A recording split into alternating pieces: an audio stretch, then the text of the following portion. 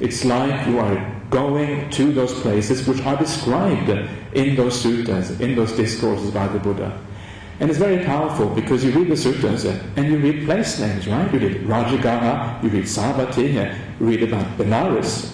And then you go to India and you see exactly the same place names. You see they're there. They still have the same names 2,500 years later.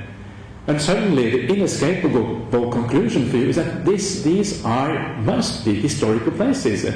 Suddenly it becomes incredibly powerful that these things which you read about in the suttas definitely are historical places. It drives home the point in a way which you can never do by just reading the suttas alone.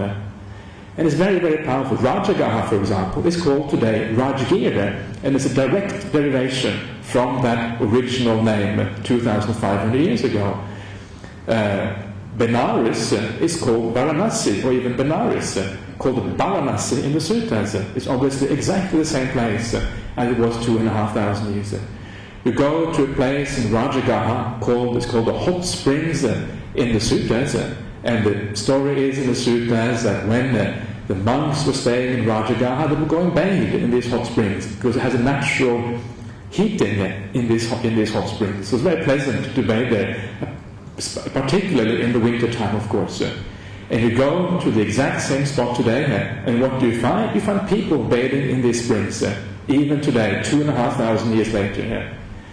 And this is one of the amazing things about India. Sometimes you think that India has stood still for 2,500 years, and many things in India obviously have stood still. There hasn't been that much change, and that is why, that you can actually recognize these things, even after 2,500 years.